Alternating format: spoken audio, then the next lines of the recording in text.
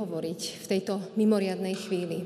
Ja ako úradujúca prezidentka a pán Peter Pellegrini ako novozvolený prezident. Stojíme tu spolu, lebo chceme vyslať signál porozumenia v tejto napätej situácii. Rôznosť názorov je prirodzená, aj my dvaja ich niekedy na niektoré veci máme rôzne.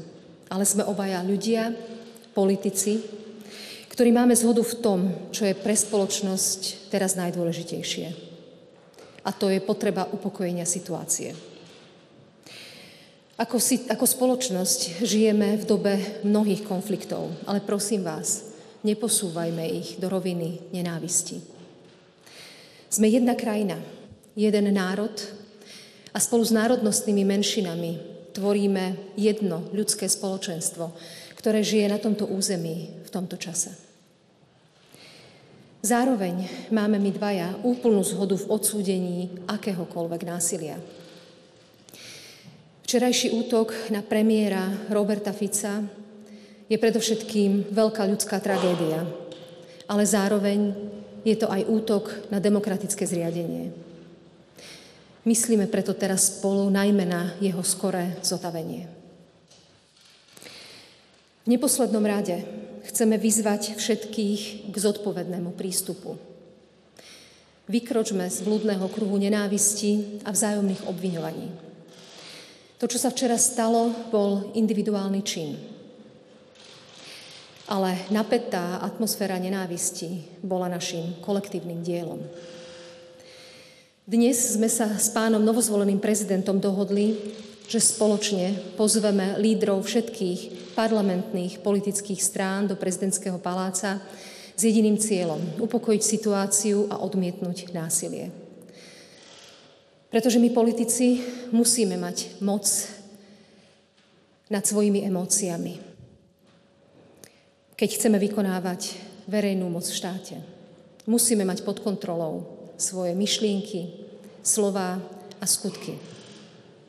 Lebo tak, ako myslíme, tým sa stávame. A my sa teraz predovšetkým potrebujeme stať lepšími ľuďmi. Ďakujem.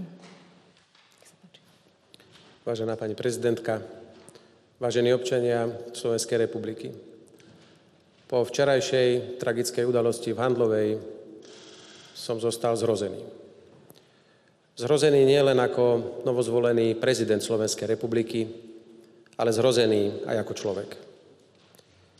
Ako budúci prezident som zhrozený z toho, kam až môže vyústiť nenávisť k inému politickému názoru.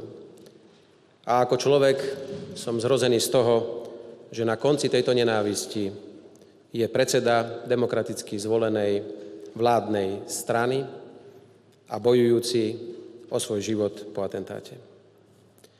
A musíme si povedať veľmi otvorene a súhlasím so slovami pani prezidentky, atentát na predsedu vlády Slovenskej republiky je atentátom na demokraciu. Slovenskú republiku už až dovčera zdobila schopnosť vyriešiť všetky politické krízy ústavnou a demokratickou cestou. O osude našej vlasti rozhodovali vždy občania vo volebných miestnostiach a nie ozbrojení násilníci na našich uliciach. Ak sa máme ako národ zmieriť a ak sa takéto atentáty na demokraciu nemajú nikdy viacej zopakovať, musia všetci prejaviť obrovskú mieru zodpovednosti. Politici, mienkotvorné osobnosti, spoločenské skupiny, ale aj médiá. Tento atentát si zaslúži spoločné a jednoznačné odsúdenie. Na takýto krok potom môže nadviazať zmierovanie národa a upokojovania vášní. Je to naša jediná nádej do budúcnosti. Slovensko sa dnes musí vybrať cestou pokoja a utlmenia vášní. Nesmieme na nenávisť odpovedať ďalšou nenávisťou, inak sa toto zlo nikdy nezastaví. Vyzývam preto všetky politické strany na Slovensku, aby načas prerušili alebo výrazne utlmili predvolebnú kampaň do Európskeho parlamentu. Pretože kampaň úplne prirodzene so sebou prináša aj konfrontáciu, vyhraňovanie sa a vzájomné obviňovanie sa politikov. Ale ďalšia konfrontácia je to posledné, čo dnes Slovensko potrebuje. Preto vás prosím, prerušte alebo utlmte predvolebnú kampaň, aspoň do okamihu, kedy sa situácia upokojí a kedy budeme vedieť viac o vyšetrovaní tohto ohavného činu. Rovnako pevne verím, že nikto z politikov nebude zneužívať túto tragickú udalosť na vytlkanie politických bodov, pretože atentát na predsedu vlády a atentát na demokraciu by nemali byť nástrojom politického boja. Naopak, ak dnes ľudia na Slovensku niečo urgentne potrebujú, je aspoň základná zhoda a jednota slovenskej politickej reprezentácie.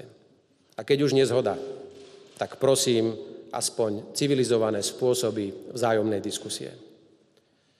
Vážení spoluobčania, obraciam sa na vás v tejto mimoriadne ťažkej chvíli a každého jedného z vás. Nech sa každý sám seba pýta, či toto je stav, do ktorého sme sa ako národ chceli dostať. Nech sa opýta sám seba, čím môže on osobne vo svojom živote, vo svojej rodine, na svojom pracovisku, medzi priateľmi, ale aj na sociálnych sieťach prispieť k tomu, aby sa niečo podobné nikdy viac nezopakovalo. Možnosť vniesť do spoločnosti pokoj, mier a jednotu má každý jeden občan Slovenskej republiky. Ďakujem pekne.